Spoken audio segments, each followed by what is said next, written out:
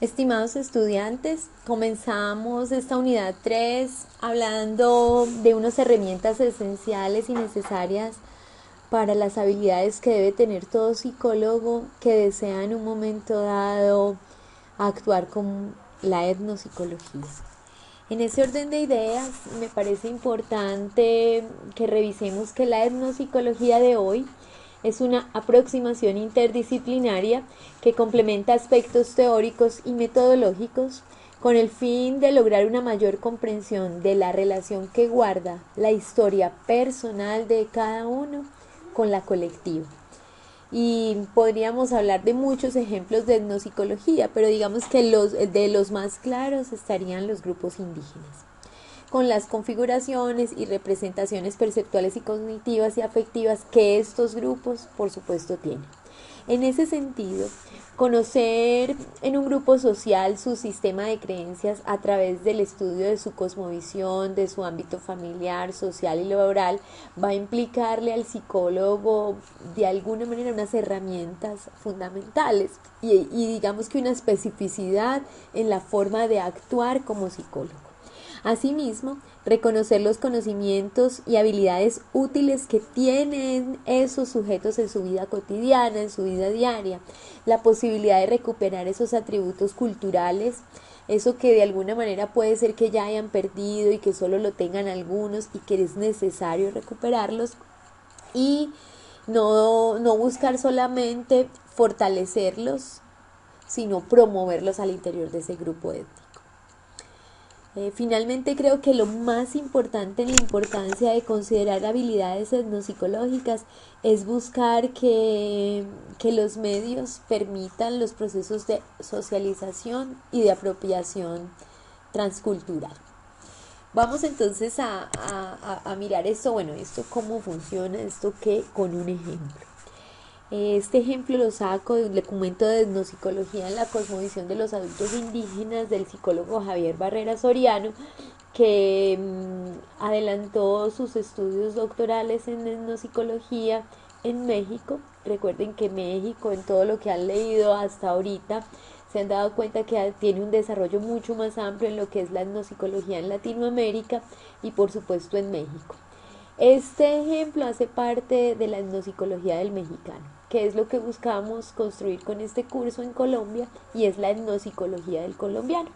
Ellos aquí lo tienen con adultos mayores, digamos que es un apartado de la etnopsicología del mexicano en general y está destinado solo a adultos mayores y a los pueblos indígenas.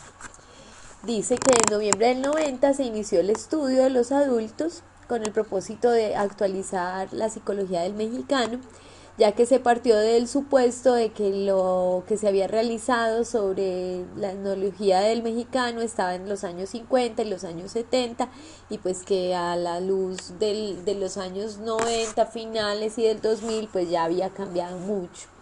Entonces se revisaron unas fuentes bibliográficas, para este caso Rogelio Díaz Guerrero, que ya lo hemos leído varias veces aquí en el curso, y Aniceto Aramoni, hicieron unas aproximaciones a unas entrevistas y a un trabajo de campo de cómo se podría hacer la etnología del mexicano.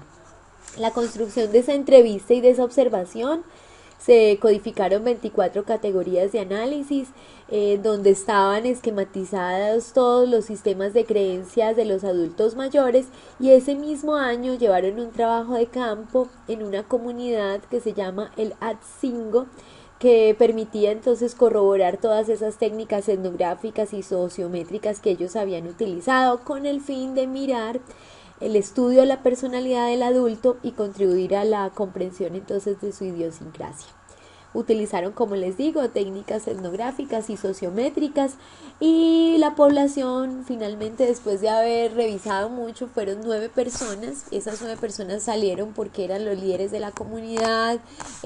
Con ellos se había identificado que por su personalidad, su interés, su forma de expresión, su disponibilidad de tiempo, pues no solamente aceptaron estar en la investigación, sino que consideraron que eran importantes para describir concepciones acerca de la muerte, de lo sobrenatural, de su relación con el mundo vegetal, con el mundo animal, con los seres humanos, con los que ellos interactuaban cotidianamente. Los instrumentos que utilizó este estudio fueron guías de observación y entrevista. Si uno lee esa etnopsicología, que es un documento que ustedes lo podrían leer y consultar aquí en el curso, se dan cuenta de lo que descubrieron, cómo estos indígenas aún conservaban esa relación que existió entre los españoles en el proceso de colonización y cómo eso llevó y motivó a la forma como ellos se expresaban en el mundo y expresaban sus formas de creer en la muerte y en muchas otras cosas. Describamos un poquito estas relaciones etnográficas y sociométricas, esas técnicas. Las técnicas etnográficas ustedes las han visto en el curso de antropología, seguramente en el curso de investigación, o sea que voy a tratar de llevarlas rápido.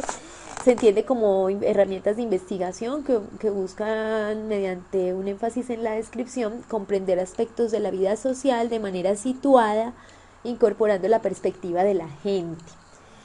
Aquí en estas técnicas está la observación participante, la observación no participante, está la entrevista y hay un eslogan que definiría un poco las técnicas etnográficas y es describir lo que la gente hace desde la perspectiva de la misma gente.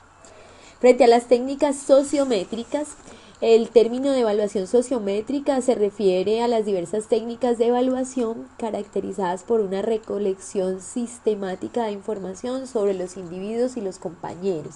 Estas técnicas sociométricas seguramente ustedes las revisaron en el curso Psicología de los Grupos o en el curso de Psicología Comunitaria. Los procedimientos sociométricos se usan para evaluar la aceptación social de los individuos o la organización social de los grupos. De este modo nos damos cuenta de si se produce el rechazo temprano a ciertos individuos.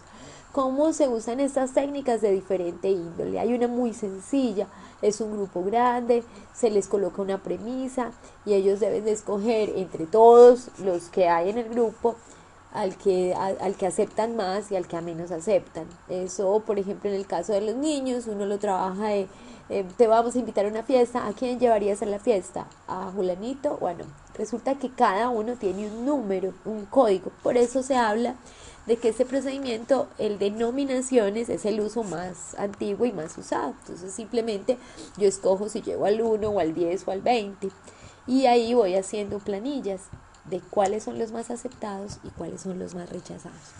Hay otra forma de hacer esa técnica, es la valoración de iguales. Esta se usa cuando se quiere obtener mucho más información de que simplemente si me gusta o no me gusta. Consiste en pedirle a los sujetos que elijan a los compañeros que más se ajustan a una serie de conductas, características y actitudes dadas, y digamos que tú empiezas a caracterizar un poco el grupo de acuerdo a eso. Y hay otra que se llama ordenación o ranking, que supone que cada sujeto ordene a sus compañeros en función de la dimensión dada.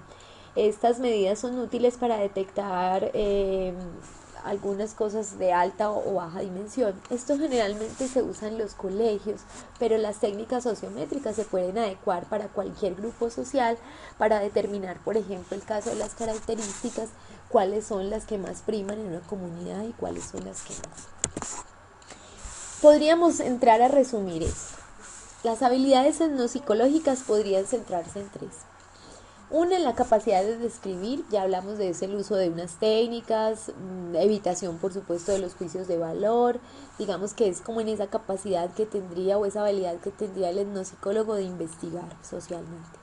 Pero hay uno que tiene que ver con la sensibilización y es esa capacidad de ver más allá, de creer, de sentir, de estar con el otro, de meterse con el otro, de ver en el otro, y que se combinaría con la de aproximarse, que es llegar al otro pero con asertividad. Es decir, no se trata de que yo esté ahí pero no sea asertivo en lo que haga, sino que yo esté ahí pero sea asertivo en lo que haga.